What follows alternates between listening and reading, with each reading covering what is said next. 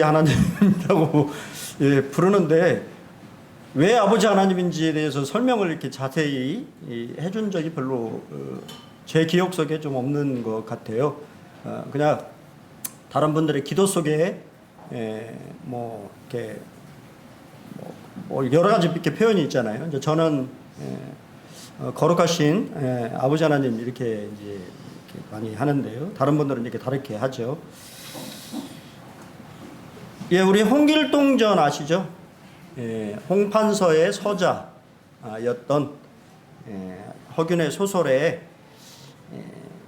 그 당시에 신분의 차별이 있어서 아버지를 아버지라 부르지 못한 서름을 겪는 한 홍길동이라고 하는 인물을 통해서 나중에 이제 율도국이라고 하는 자신의 왕국을 세운다고 하는 이제 소설인데요.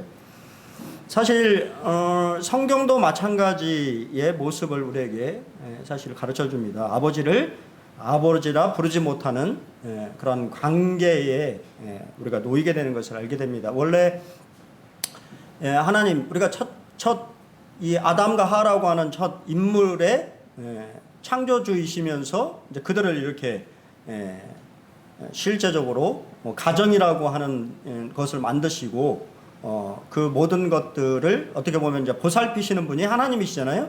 그래서 아버지의 그런 모습들을 사실은 이제 보여주고 계셨지만 우리가 잘 아는 것처럼 선악과를 따먹는 순간 하나님과의 그런 친밀한 관계가 사라져버리는, 그래서 죄를 지으면 숨게 되는, 원래 이 자식과 부모의 관계는 숨는 관계는 아니잖아요.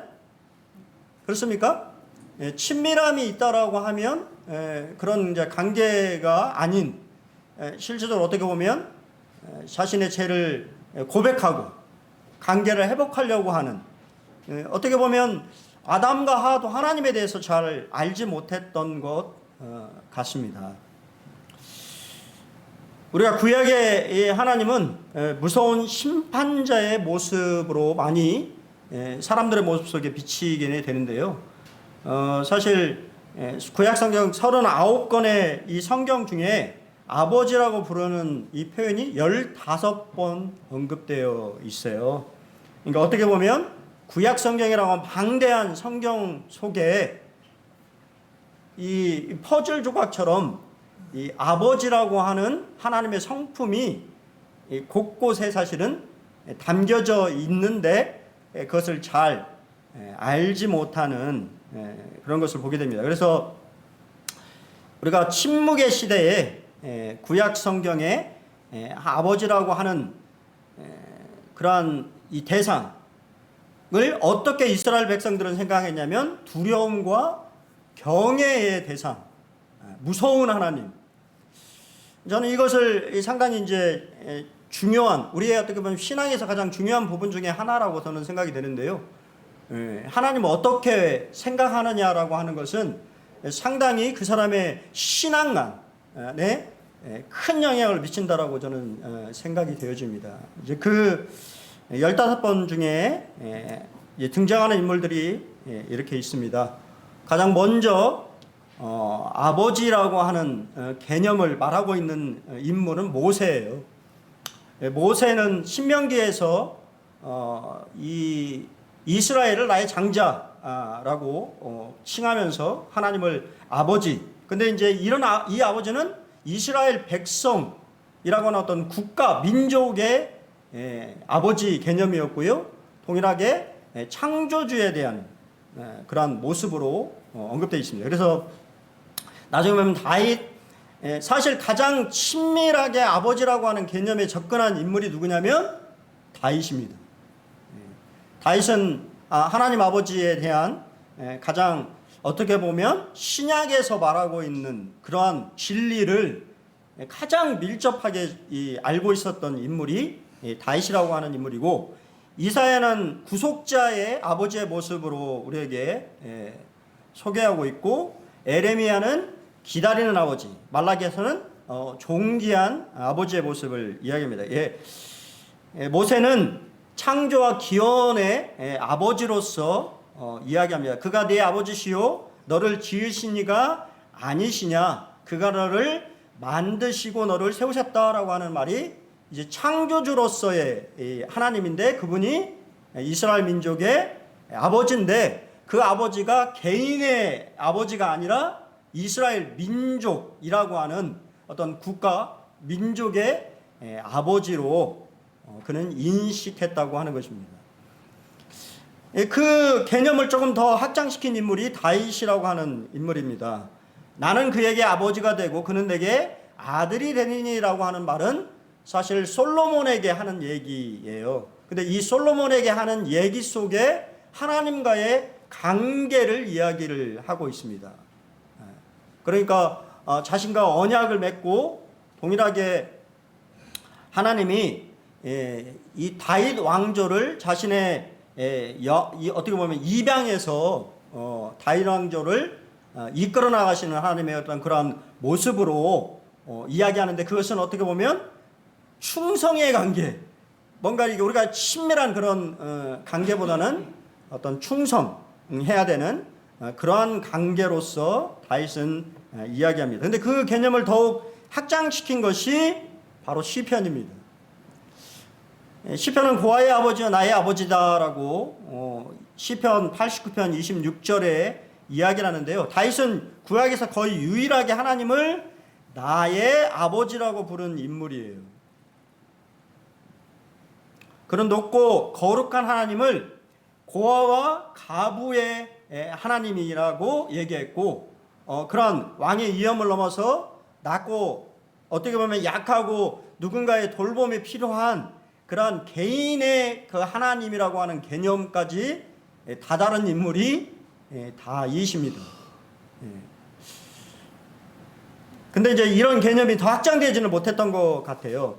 이제 이사야는 구원을 향한 절박한 호소를 하면서 여호와여 주는 우리의 아버지시니이다. 우리는 진흙이요 주는 토기장이시니 라고 해서 이사야는 우리 아버지라고 하는 개념을 이렇게 이제 도입하게 됩니다. 어떻게 보면 나의 아버지의 개념을 더 어떻게 보면 확장했으면 좋았을 텐데, 그 면이 아닌 우리 아버지라고 하는 다시 민족적인 그러한 개념으로 조금은 더 진리가 다 알지 못하고 이렇게 위축되어 있는 그런 모습을 보고요. 에레미야는 기다리는 아버지의 마음을 우리에게 조금이나마 설명해 줍니다. 내가 말하기를 너희가 나를 나의 아버지라 하고 나를 떠나지 말 것이니라 하였노라 했는데 어떻게 했나요? 떠나버렸죠.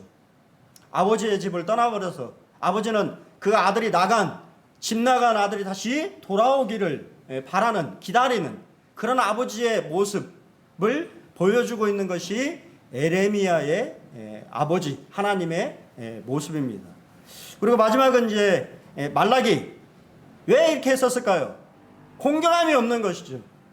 아버지에 대해서 공경하는 마음도 없고 또 실제 형제에 대한 우애도 없는 그러한 모습에서 말라기는 나 만군의 여호와가 너에게 이르기를 내가 아버지일진데 나를 공경함이 어디 있느냐라고 우리에게 말하고 있습니다.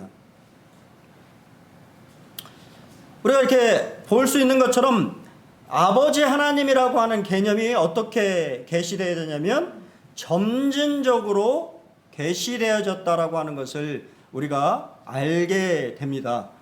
모세오경에 처음 이 아버지라고 하는 개념을 모세가 이야기하고 있지만 그것은 어떻게 보면 국가적인 그런 개념이었고, 그것이 어떻게 보면 다윗에 와서 개인적인 친밀한 그런 관계 속에서 조금은 더 선명해졌는데, 실제 어떻게 보면 다시 조금 돌아가서 민족적인 절망과 희망이 없는 세대의 소망을 생각하는 구속과 회복의 아버지의 모습으로 보여주고 있다라고 하는 것은 신약에서 아빠 아버지라 부르게 될 우리 주님의 놀라운 이 계시 진리의 말씀을 우리에게 말해주고 있다고 하는 것입니다.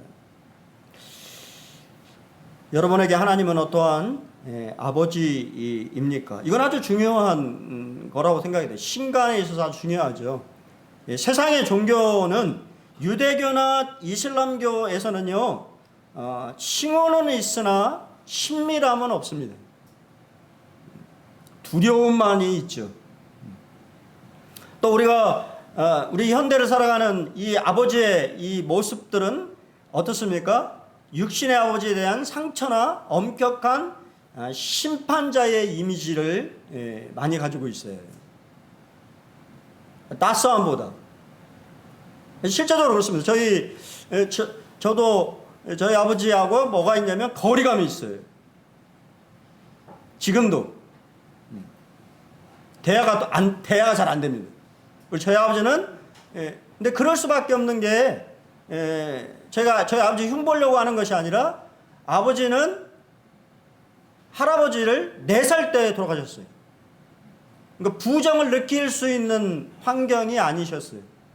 혼자만의 어떻게 보면 이 아버지와의 관계를 맺을 수 있는 어떻게 보면 환경이 없는, 그러니 그런 아버지가 자식들을 낳았어요. 그러면 아버지와의 어떤 그런 관계를 잘 맺을 수 있을까요? 네, 잘 못 맺습니다. 저희 아버지는 자녀들이 오면 피합니다. 같이 있는 것이 불편해. 솔직히 말씀드리는 거예요. 그러다 보니 어떻게 보면 저도 아버지와의 그런 관계에서 그런 잘 알지 못하는 부모 자식의 어떤 그런 관계, 좀 친밀한 관계, 이런 관계들을 우리가 잘 알지 못하는 것을 보게 된다고 하는 거예요. 하지만 성경은 실제적으로 다윗은 아버지, 나의 아버지라고 부르면서 아주 친밀한 보호자라고 하는 개념을 우리에게 시편을 통해서 이야기하고 있고요. 에레미야는 우리를 회복시켜 주시는, 우리의 상처와 뭔가 실망감과 좌절, 이런 것들을 보듬어 안아줄 수 있는, 돌아오면 언제든지 맞아줄 수 있는 그런 아버지의 모습을 우리에게 보여주고 있고, 또 동일하게 이사야는 책임지는 토기장이의 모습으로 우리에게 실제 하나님의 모습, 아버지의 모습을 우리에게 잘 보여주고 있다고 하는 것입니다. 여기에 침묵을 깨는 목소리가 들리게 됩니다. 예수님이 12세에 갑자기 엄청난, 사실 여러분이 이 말씀을 그냥 우리는 별로 어떻게 보면 그렇게 충격적인 말이 아닌데 유대인들에게는 엄청난 충격적인 말이에요. 왜냐하면 유대인들은 하나님의 이름을 부를 수가 없습니다. 우리가 일반적으로 야훼라고 하면 여호와 야훼라고 하는 말은 원래 하나님의 이름을 부를 수 없기 때문에 그 모음자를 따서 만든 단어일 뿐이에요. 하나님의 이름 10계명에 분명히 뭐라고 되어 있습니까? 망령되이 부르지 말 것을 말하고 있다 보니까 그것을 너무 막 문자적으로 집착을 하다 보니 하나님의 이름 자체도 못 부르는 그런 관계가 돼버린 거죠. 근데 그 관계를 깬 게 뭐냐면 예수님이에요. 내 아버지 집에 있어야 될 것을 알지 못하셨냐고 하는 말을 하면서 아버지의 집을 얘기하고, 바로 인간과 하나님과의 관계가 창조물과 피조물의 관계가 아닌 바로 부자 관계라고 하는, 가족 관계라고 하는 놀라운 진리를 우리에게 말해주기 시작했다고 하는 것입니다. 그래서 구약에 15번밖에 언급되지 않았던 아버지라고 하는 이 표현이 사복음서에 179회나 언급이 되고 있어요. 놀랍지 않습니까? 그 시작이 바로 마가복음입니다. 조심스럽게 첫 걸음을 떼게 되는데, 우리가 잘 아는 것처럼 최초의 복음서는 마가복음입니다. 마태복음이 아니에요. 마가복음이라고 하는 복음서를 기초로 나머지 복음서를 저술한 것입니다. 호칭이 4번 등장해요. 구약의 사고방식에 익숙한 독자들을 고려해서 빈도수는 적습니다. 하지만 질적으로 강력한 변화가 부각되는데 바로 아빠, 아버지라고 하는 호칭이 등장해요. 아마 여러분들 쉽게 인터넷을 쳐보면 이 아람어에 아버지라고 하는 단어는 아부라고 하는 단어가 있어요. 아부. 그리고 유대 말로 아부가 아버지입니다. 실제 지금도 유대인들이 아버지라고 부를 때 아부라고 불러요. 근데 왜 하나님은 아바를 쓰셨을 거예요? 예수님은 다른 단어이기 때문에. 우리 저희 뭐 아들도 있습니다만 아들들이 우리 통영지에 이제 예를 들어서 우리 선호가 있는 선호가 아빠라 부릅니까 아버지라 부릅니까? 아빠라 부르잖아요. 근데 나이가 좀 먹으면 선호가 생각합니다. 내가 좀 나이 먹었으니까 이제는 뭐라고 불러야 되냐면 아버지라고 불러야 되겠다라는 생각을 해요. 근데 사실 나이 먹었어도 뭐라고 불러야 되는 거예요? 아빠라고 하는 말을 쓰는 것이 훨씬 친밀감을 주는 말이라고 하는 거예요. 성인이 쓰지 말아야 될 말이 아니라고 하는 것입니다. 예수님은 이미 성인 때 아바 아버지라고 불렀다고 말입니다. 그리고 마태복음에서는 나를 넘어서 우리라고 하는 개념으로 확장합니다. 우리 아버지. 딱 한 번 등장하지만 바로 주기도문에 등장하는 우리 아버지는 이사야서의 구약적 배경을 개성하면서 예수님을 따르는 공동체가 하나님을 어떻게 불러야 하는지 새롭게 정의한 것입니다. 그래서 우리가 기도할 때 어떻게 기도하죠? 우리가 대표 공중 기도할 때는 어떻게 불러야 됩니까? 우리 최명진님? 우리 아버지라고 기도하셔야 되는 거예요. 왜? 여러분, 개인의 기도가 아니기 때문에 그렇습니다. 여러분들이 개인의 기도를 드리지만 그것은 모든 성도들을 대표해서 드리는 기도이기 때문에 우리 아버지라고 호칭을 부르시는 것이 맞다고 하는 거예요. 그 개념을 확장한 것이 마태입니다. 누가복음은 17번 등장하는 사도행전 3번을 포함해서 이것이 어느 정도 보편적인 진리로 정착되어 가는 과정을 우리에게 설명해 주고 있어요. 이미 그리스도인들이 그러한 이 아버지라고 하는 개념이 어느 정도는 진리 가운데로 자리를 잡고 있다라고 하는 것을 말하고 있는 것입니다. 그래서 어떻게 보면 교회 처음 오면 아버지라고 하는 그러한 말들이 익숙한, 저는 그렇게 누군가 말해준 적이 없습니다만 이게 있다 보니까 계속 성도들이 기도할 때 뭐라 그래요? 아버지 하나님이라고 기도하니까 아버지 하나님. 그리고 나중에 보니까 말씀 이제 복음을 통해서 그쵸? 하나님과 나의 관계가 가족 관계, 이제는 아버지라고 부를 수 있는 관계가 되었구나라는 것을 깨닫게 되는 거지요. 근데 놀라운 것은요, 요한복음에는 114회가 등장합니다. 아버지가 계속 등장해요. 완전한 이 연합과 폭발적인 친밀함. 여러분, 예수님 가슴에 기대해 본 적 있습니까? 예수님의 심장 소리 들은 적 있으세요?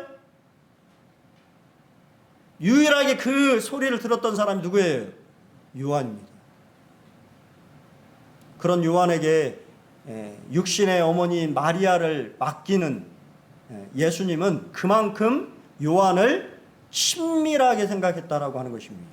요한은 동일하게 또 예수님에 대해서 그만큼 친밀하게 생각을 했고, 그 개념을 요한복음에다가 아버지라고 하는 표현을 계속 반복해서 말하면서 하나님이 우리의 아버지라고 하는 것, 당연히 구원받은 신자는 하나님을 뭐라고?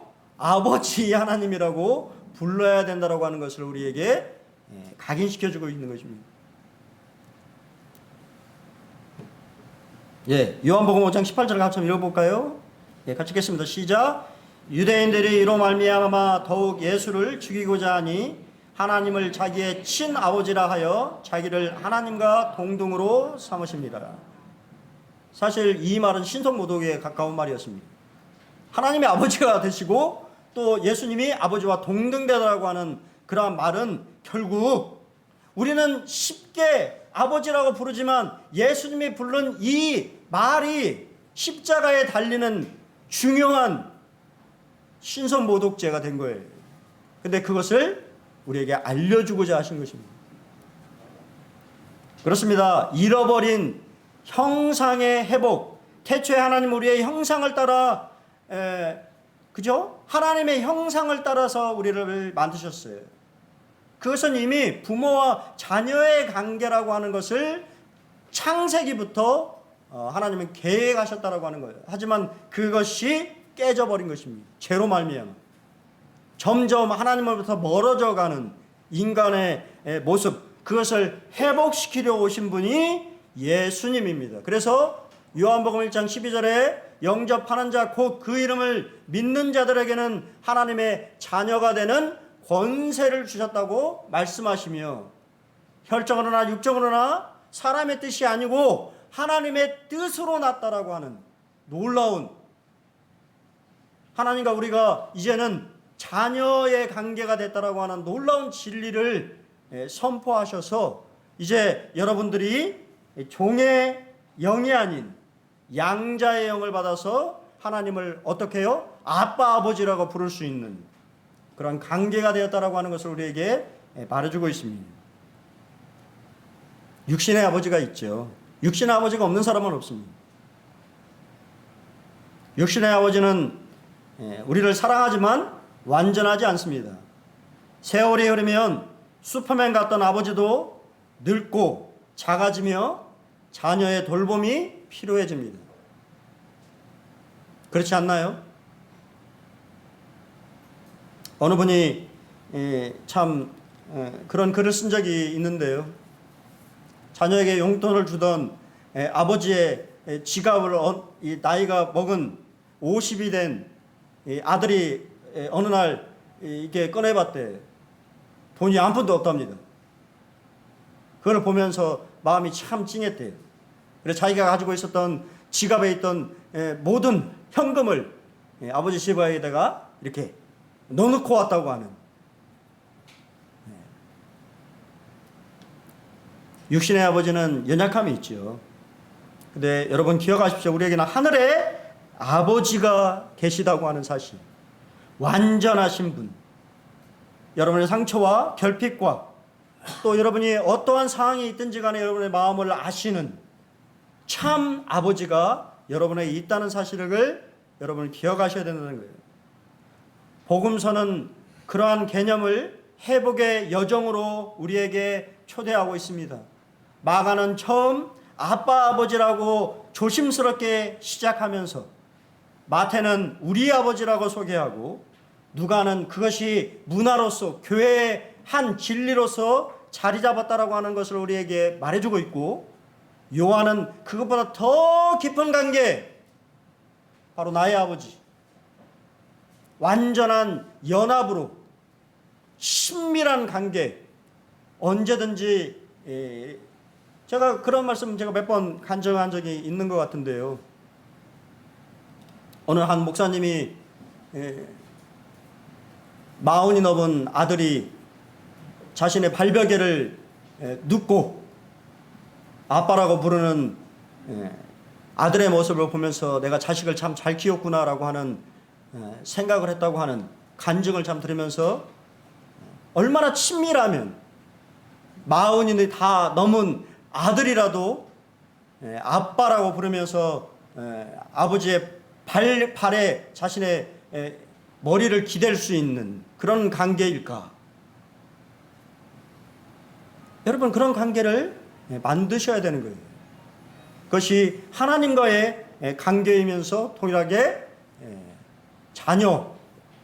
자녀와의 관계 속에서도 그러한 관계들을 만드셔야 된다는 것입니다.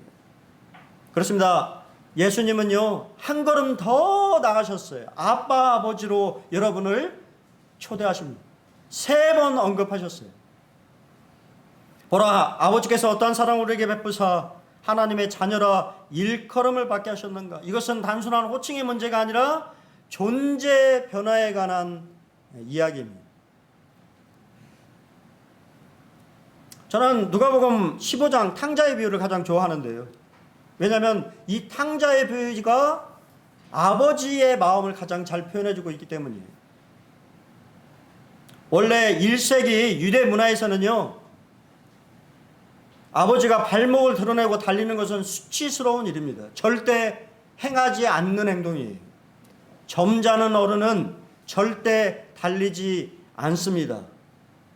하지만 탕자의 아버지는 저 멀리 산거가 먼데 터덜터덜 돌아오는 아들의 모습을 보고 기다릴 수 없어서 달려가는 발바닥의 사랑을 보여주고 있다고 하는 거예요. 그것이 바로 하나님 아버지의 사랑의 모습이라고 하는 것입니다. 체면과 자신의 그러한 것은 상관하지 않고 아들을 맞이하려고 하는 것이 바로 아버지의 사랑이라고 하는 거예요. 그렇지 않습니까? 헤세드, 사랑. 제가 여러 번 말씀드렸잖아요. 헤세드.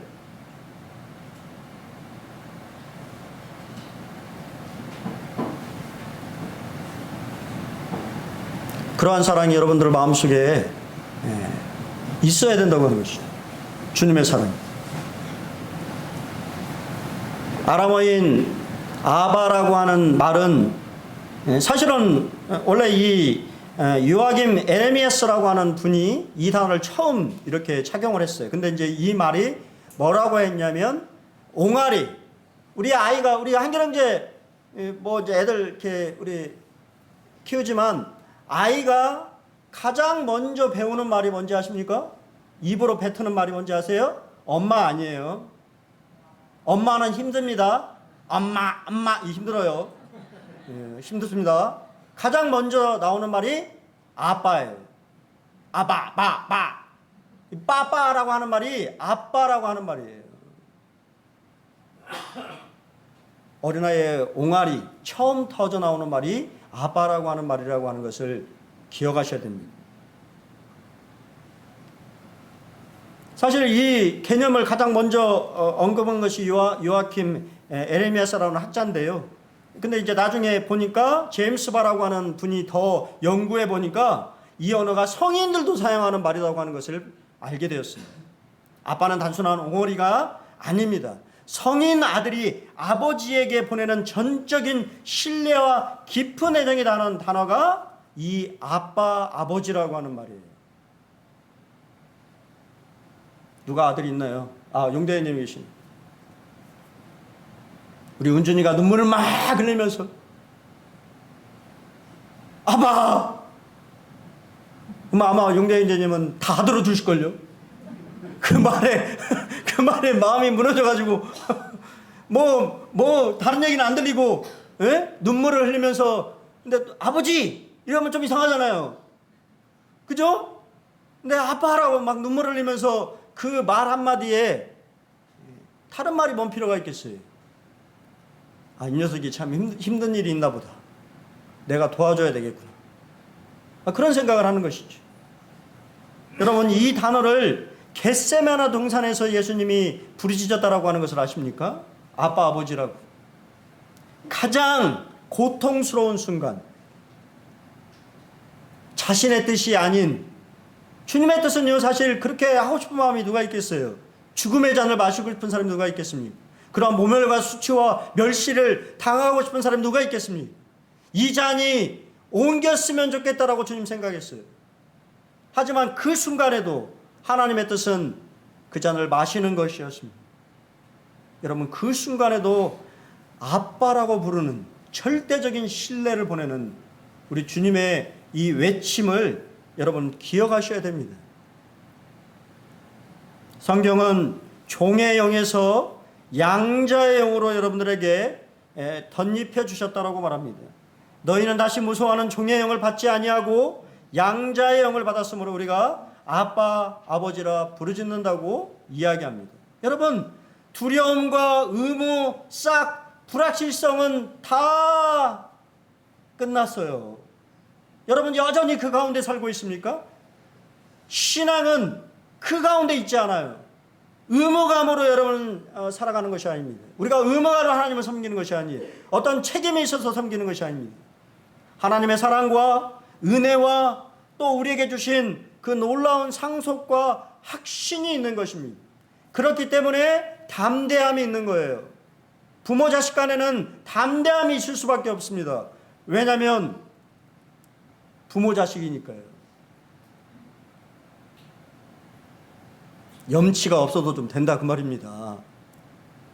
다른 사람에게는 염치가 있어야 되지만 부모 자식 간에는 염치가 없어도 된다 그 말이에요. 하나님이 바라시는 게 그런 겁니다. 야, 염치 좀 없으면 어때? 네가 내 자식인데. 우리는 여전히 우리의 사고방식, 우리가 생각하는 부모 자식 간의 생각 속에서 하나님을 바라본다 그 말입니다. 그런 게 아니라고 말이에요. 여러분의 상태나 여러분의 마음에 또 여러분의 그런 어떠한 거든지 간에 하나님 여러분들이 다시 아버지 앞에 나올 때 아무것도 묻지 않으신다고 하는 거예요. 염치가 없어도 괜찮아요. 그래서 사실 담대함으로 번역되어 있는데요. 영어 단어를 보면 뻔뻔함이라고 번역할 수도 있어요. 좀 뻔뻔해도 됩니다. 다른 사람 앞에 뻔뻔하면 안 되지만 하나님 앞에서는 좀 뻔뻔하셔도 돼요. 다 아시잖아요. 하나님만 보이십니까? 안 보이죠. 없다와 없다라고 하는 말이 사실 없다라고 하는 말이 없다에서 유래되었다고 해요. 저도 몰랐는데 이번에 말씀 준비하면서 알았어요. 아기가 엄마 등에 업히면 엄마의 얼굴이 보이지 않습니다. 서로 볼 수 없어 없는 것처럼 느껴지지만 사실은 가장 밀착되어 있는 순간이에요. 고난 중에 하나님이 보이지 않을 때 낙심하지 마십시오. 주님이 없는 것이 아니라 주님이 당신을 업고 계신 것입니다. 그때 어떻게 보면 가장 친밀함을, 우리 주님과 가장 친밀한 관계라고 하는 것을 알게 되는, 여러분,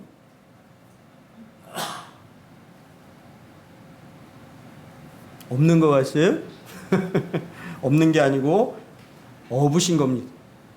보이지 않을 뿐인 거죠. 예, 빠르게 나머지 말씀 좀 드리겠습니다. 예, 우리에게 상속자가 되게 하셨어요. 그것은 무슨 말이냐면 단순하고 직접적인 기도가 가능하다 그 말이에요. 형식을 다 파해도 된다고. 제가 그래서 극동방송 들었는데 예, 이번 주에 극동방송 들었는데 어떤 한 개그맨이었는데요. 이제 그분은 아마 아버지와의 그런 육신의 아버지와의 그런 앙금이, 상처가 있었던 분이었던 것 같아요. 너무 힘든 날이었다고 하더라고요. 여러 가지 일들이 잘 되지 않는 너무 힘든 날. 그래서 교회를 찾았다고 합니다. 근데 전도사님이 자, 우리 기도합시다. 이제 핸드폰을 드세요. 그리고 핸드폰을 다 꺼내라고 했대. 그리고 전화를 겁니다. 아빠! 전화를 하래요, 빨리. 그러면 그분이 눈물이 터졌답니다. 다른 말이 뭔 필요가 있을까요? 그 자리에 있던 모든 사람이 눈물을 쏟았대요.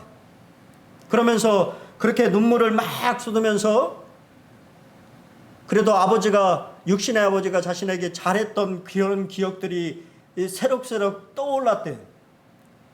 그러면서 그 아버지를 어느 정도 용서하는 그런 마음들이 자기 마음속에 들면서 용서했다고 하는 참 이야기를 듣게 됩니다. 여러분, 결제서를 내밀지 않으셔도 돼요. 그냥 단순히 아빠, 아버지, 너희 중에 누가 아들이 떡을 달라 하면 돌을 주며, 그죠? 하물며 너희 하늘에 계신 너희 아버지께서 구하는 자에게 좋은 것을 주시지 않겠냐고 우리에게 반문하십니다. 두 번째는요, 세밀한 돌봄과 징계가 뒤따른다고 하는 거예요. 저는 제 머리가 몇 개인지 몰라요. 그때도 말씀드린 것처럼 약 10만 개가 있대요. 사람의 머리카락이.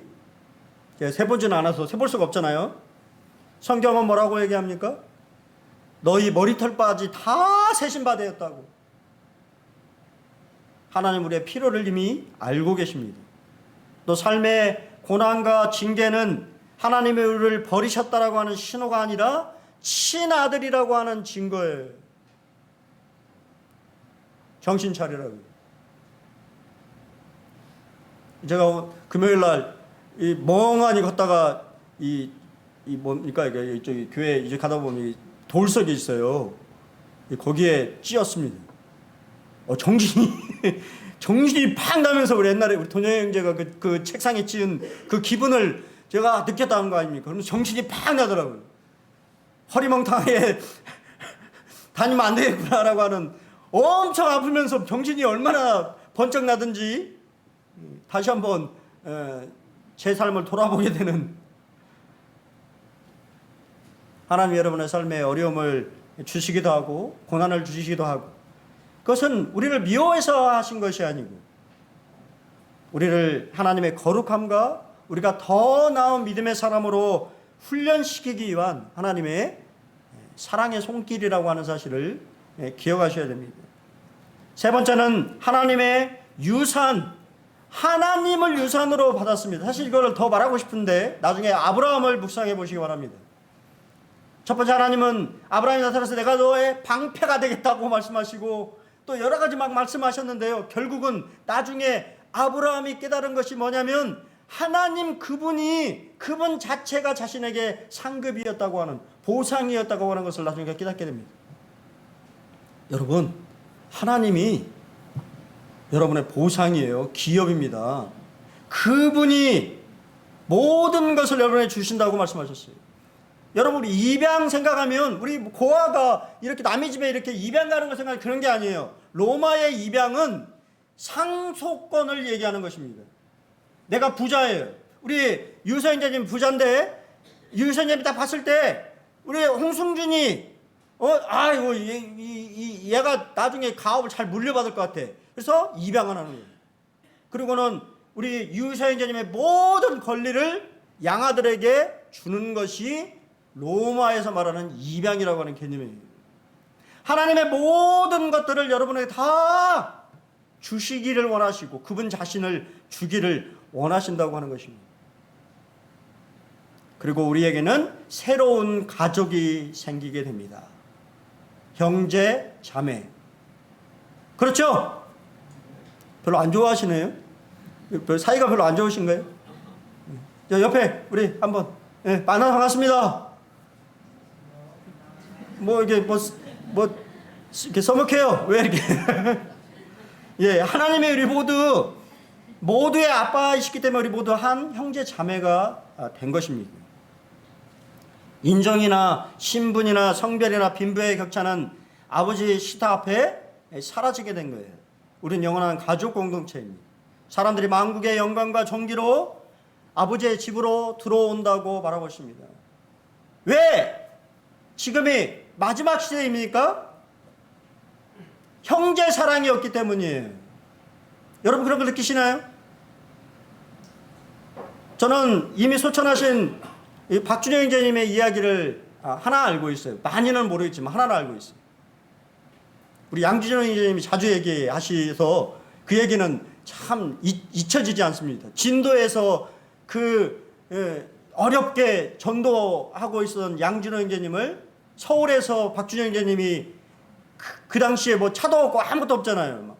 그 먼 길을 배 타고 기차 타고 버스 타고 찾아갔다고 합니다.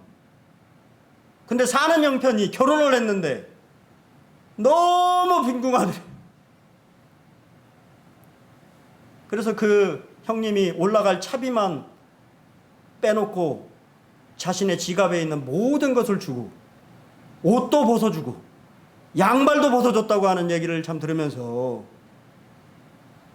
한 형제를 사랑하는 형제의 그런 마음, 처음 그러한 사랑의 마음들이 이야기를 할 때마다 제가 여러 번 듣거든요. 근데 지금은 어떤가요?